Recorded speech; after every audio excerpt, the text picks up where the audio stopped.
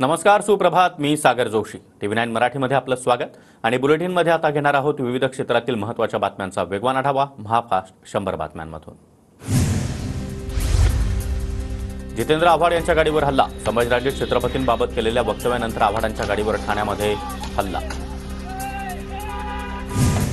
राजर्षी शाहूंच्या विचारांची संभाजीनं गद्दारी केली. वडील खासदार झाल्यामुळे तुम्ही जळताय. हल्ल्यानंतर जितेंद्र आव्हाड यांचा संभाजीराजेंवर हल्ला. पोलिसांचं संरक्षण असताना देखील जितेंद्र आव्हाडांच्या गाडीवर हल्ला. स्वराज्य संघटनेनं हल्ल्याची जबाबदारी स्वीकारली. हल्ला करणाऱ्यांविरोधात गुन्हा दाखल. यापुढे राज ठाकरेंवर बोलाल तर कपडे काढून मारू. मिटकरीची लायकी काय? तो घासलेट चोर. मनसे नेते अमेय खोपकरांचा मिटकरींना इशारा. फक्त शर्टाला हात लावावा, तिरपी झालेली मान सरळ होईल. गल्लीतला बेवडा माझे कपडे काढायची भाषा करतोय. खोपकरांच्या इशाऱ्याला अमोल मिटकरी यांचं प्रत्युत्तर. घरात बसणाऱ्यांनी मैदानामध्ये उतरायची भाषा करू नका. आव्हान करणाऱ्यांसाठी मनगटात जोर लागतो. मुख्यमंत्री शिंदेंचा उद्धव ठाकरेंवर पलटवार. घटनाबाह्य मुख्यमंत्र्यांनी लाज असेल तर उद्धव ठाकरेंवर बोलू नये. शिंदेंच्या ठाकरेंवरील पलटवारावर आदित्य ठाकरेंची प्रतिक्रिया. राजकारणामध्ये 40 वर्षांमध्ये एकमेकाला संपवण्याची भाषा ऐकली नाही, मात्र आता एकमेकांना संपवण्याची भाषा केली जाते, हे अत्यंत दुर्दैवी. प्रकाश आंबेडकरांचं वक्तव्य. धनुष्यबाणाप्रमाणे मशालीचं चिन्ह आम्हाला मान्य करून द्यावं. मशालीशी साधर्म्य असलेलं चिन्ह मतपत्रिकेमध्ये ठेवू नये. उद्धव ठाकरेंची निवडणूक आयोगाकडे मागणी. मनसे अध्यक्ष राज ठाकरे 4 आणि 5 ऑगस्टला सोलापूर दौऱ्यावर. आगामी विधानसभा निवडणुकीच्या पार्श्वभूमीवर दौरा. जिल्ह्यातील 11 विधानसभा जागांचा आढावा घेणार. सुजय विखेंची संगमनेर किंवा राहुरीमधून निवडणूक लढण्याची तयारी. पक्षाकडे व्यक्त केली इच्छा. बाळासाहेब थोरात विरुद्ध विखे लढतीची चर्चा. सुजय विखे राहुरीतून लढल्यास माझी हरकत नाही. सुजय विखेंना माझ्या शुभेच्छा. सुजय विखेंनी विधानसभेचे संकेत दिल्यानंतर माजी आमदार शिवाजी कर्डेलेंची प्रतिक्रिया. विमान प्रवास करताना आधार कार्ड बंधनकारक असताना नाव बदलून प्रवास कसा केला? अजित पवारांच्या दिल्ली प्रवासावर सुप्रिया सुळेंकडून लोकसभेत सवाल. लाडकी बहीण यांनी लाडका भाऊ योजना विरोधकांच्या मनाला लागल्या. रक्षाबंधनच्या आधी 2 इन्स्टॉलमेंटचे पैसे बहिणींच्या खात्यामध्ये गेले आणि त्यांचे डोळे पांढरे होतील. मुख्यमंत्री एकनाथ शिंदेंचा निशाणा.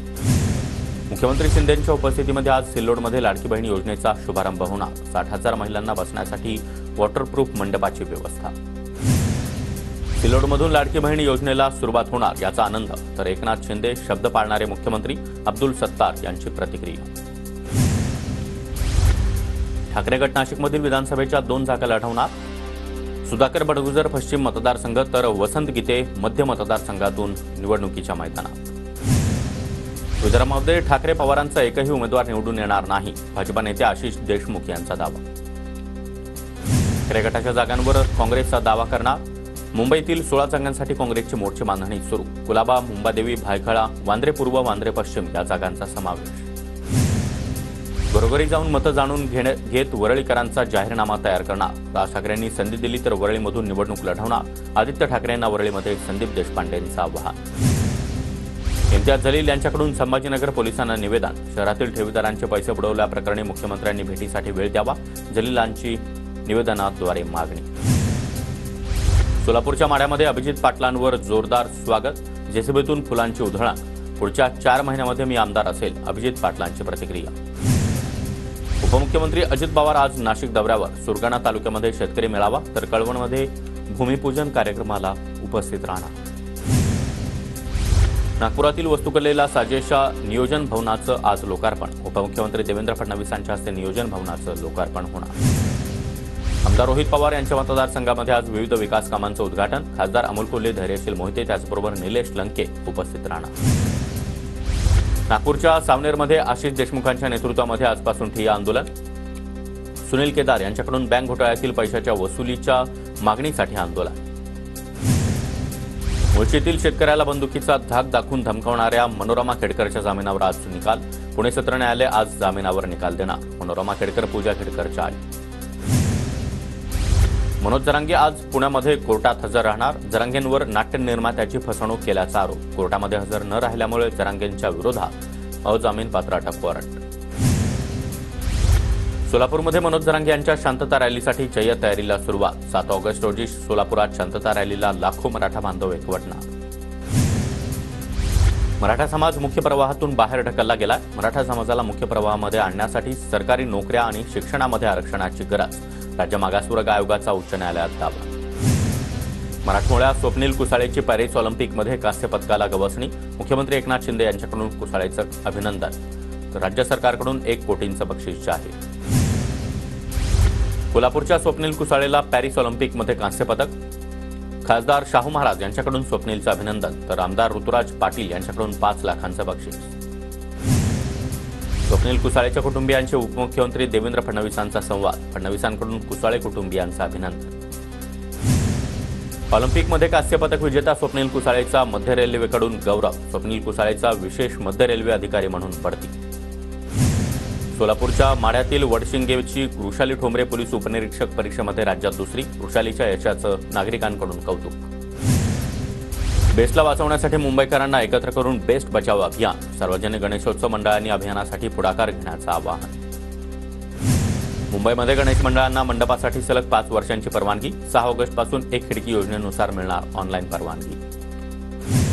कामाठीपुरातील 6,000कडून अधिक रहिवाशांना 500 चौरस फुटांचं घर मिळणार. रहिवाशांसाठी उत्तुंग अशा 58 मजली इमारतींची घरं, तर विक्रीसाठी 78 मजली इमारती बांधल्या जाणार.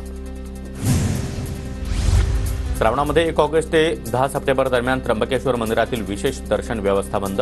तर दर्शनासाठी मंदिर पहाटे 5 ते रात्री 9 वाजेपर्यंत खुलं असणार. राज्यातील 34 तालुक्यामध्ये होणार डिजिटल क्रॉप सर्व्हे. ई पीक पाहणी अधिक अचूक व्हावी यासाठी केंद्र सरकारचा प्रकल्प. इतर तालुक्यामध्ये होणार ई पीक पाहणी.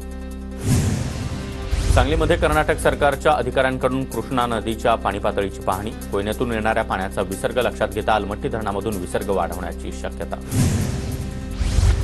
सांगली जिल्ह्यातील कृष्णा नदी पुन्हा एकदा इशारा पातळीवर. संततधार पाऊस आणि कोयनेसह अन्य धरणांमधील विसर्गामुळे पाणी पातळी वाढली. नाशिकमधील गंगापूर धरणाचा पाणीसाठा 62.63%. गंगापूरसह काश्यपी, गौतमी त्याचबरोबर गोदावरी आणि आळंदी धरणाच्या पाणीसाठ्यात वाढ. सिंधुदुर्ग जिल्ह्यामध्ये मुसळधार पावसामुळे तेरेखोल नदीला पूर. बाजारपेठेमध्ये 1 ते 2 फुटांपर्यंत पाणी साचलं. मुसळधार पावसामुळे जनजीवन विस्कळीत. पुण्याच्या भोर तालुक्यामध्ये सुरू असलेल्या पावसामुळे भाटघर धरण 95% भरलं. धरणामधून 1750 क्युसेक पाण्याचा नीरा नदीपात्रामध्ये विसर्ग. नदीकाठच्या गावांना सतर्कतेचा इशारा. वाशिम जिल्ह्यामध्ये अनेक ठिकाणी जोरदार पावसाचं आगमन. सतत सुरू असलेल्या पावसामुळे पिकांमध्ये पाणी साचल्यानं पिकांचं नुकसान. शेतकरी चिंतेत. 3 दिवसांच्या विश्रांतीनंतर परभणी जिल्ह्यामध्ये अनेक ठिकाणी पावसानं विश्रांती घेतल्यानं शेती मशागतीची कामं पूर्ण. नंदुरबार जिल्ह्यातील धडगाव शहरामध्ये पावसाची हजेरी. 8 दिवसांच्या प्रतीक्षेनंतर पावसाला सुरुवात झाल्यानं शेती पिकांना फायदा. वर्धा जिल्ह्यामध्ये अतिवृष्टीमुळे 11,000 हेक्टरवरील पिकांचं 33%पेक्षाही जास्त नुकसान. जिल्हाधिकारी राहुल कर्डिले यांची प्राथमिक माहिती. बीडच्या परळी तालुक्यामध्ये जोरदार पावसामुळे पिकांना फटका. गेल्या 3 ते 4 दिवसांपासून संततधार पावसामुळे शेतातील पिकं पाण्याखाली. भंडारा जिल्ह्यामध्ये 19 जुलै ते 29 जुलै दरम्यान अतिवृष्टीमुळे 2,937 घरांची पडझड. 23,260 हेक्टरवरील पिकांना फटका. प्रशासनाचा अंदाज अहवाल समोर. नाशिकच्या मालेगावमध्ये आवक घटल्यानं डाळिंबाच्या दरामध्ये वाढ. प्रति किलोला मिळतो 120 ते 130 रुपये भाव. वाढत्या उत्पादन खर्चामुळे शेतकरी मात्र हवालदिल. जळगावमध्ये मंत्री गुलाबराव पाटलांच्या उपस्थितीमध्ये शिंदे गटाच्या कार्यकर्त्यांची बैठक. विधानसभेच्या पार्श्वभूमीवर भाऊसाहेब चौधरींनी मतदारसंघाचा आढावा घेतला. नंदुरबारमध्ये राव मोरे यांच्यानंतर जिल्ह्यातील राष्ट्रवादीच्या 40 पदाधिकाऱ्यांचे राजीनामे. पदाधिकाऱ्यांच्या सामूहिक राजीनाम्यामुळे अजित पवार गटाला मोठा धक्का. राज्य सरकारकडून महिलांसाठी अत्यंत महत्त्वाची योजना. जास्तीत जास्त महिलांना योजनेचा लाभ मिळावा. हिना गावित यांचं आवाहन. नंदुरबार शहरामध्ये पाणी टंचाईची समस्या दूर करण्यासाठी तापी नदीवरून पाणी आणणार. आमचा योजनेसाठी प्रयत्न. मात्र चंद्रकांत रघुवंशींचा विरोध असल्याचा हिना गावित यांचा आरोप. नंदुरबारमध्ये तहसीलदार नितीन गर्गे यांच्या विरोधामध्ये ठाकरे गट आक्रमक. तहसीलदाराची तात्काळ बदलीच्या मागणीसाठी ठाकरे गटाचं आमरण उपोषण. जळगावमध्ये काँग्रेसकडून अनुराग ठाकूर आणि कंगना रनौत यांच्या निषेधार्थ आंदोलन. राहुल गांधींबाबत बेताल वक्तव्य केल्यानं काँग्रेसकडून निषेध व्यक्त. ठाणे जिल्ह्यातील बदलापूर पालिकेच्या नव्या इमारतीचं काम अर्धवट. 15 ऑगस्टला मुख्यमंत्र्यांच्या हस्ते उद्घाटनाचा घाट. शरद पवार गटाचा आंदोलनाचा इशारा. लाडक्या बहिणीला 1500 रुपये नको, सुरक्षा द्या. शरद पवार गटाचे अंबरनाथ शहराध्यक्ष सदाशिव पाटील यांची सरकारवर टीका. नांदेडमध्ये जिल्हा परिषद कर्मचारी युनियनच्या वतीनं काळ्या फिती लावून आंदोलन. जुनी पेन्शन योजना लागू करण्याची जिल्हा परिषद कर्मचाऱ्यांची मागणी. नागपूरमध्ये ओबीसी विद्यार्थ्यांना स्वतंत्र वसतिगृह नसल्यानं ओबीसी युवा अधिकारी हॉस्टेल समोर आंदोलन. मागील वर्षी 15 ऑगस्टपासून विद्यार्थ्यांना हॉस्टेल देण्याचं दिलं होतं आश्वासन.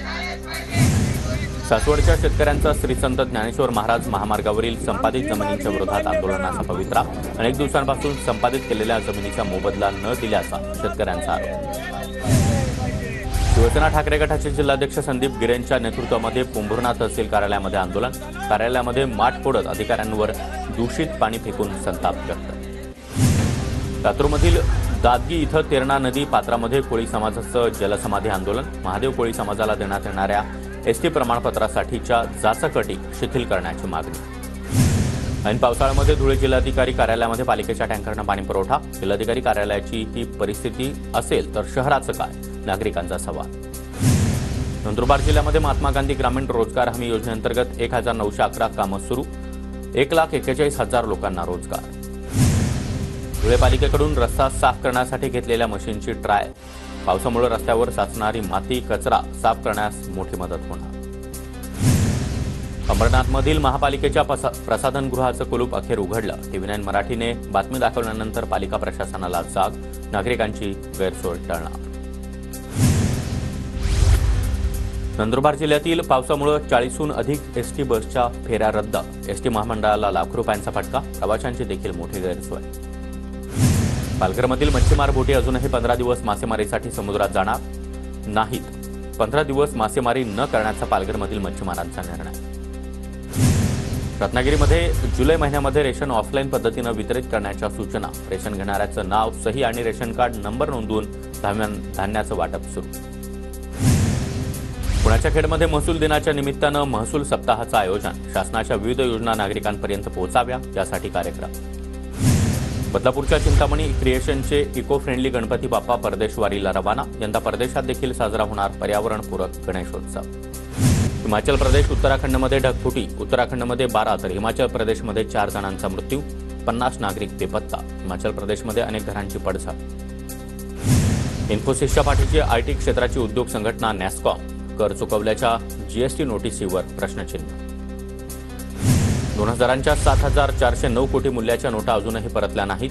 मात्र ज्यांच्याकडे अजूनही 2,000 रुपयांच्या नोटा असतील त्यांना त्या बदलून घेता येतील. रिझर्व्ह बँकेची माहिती.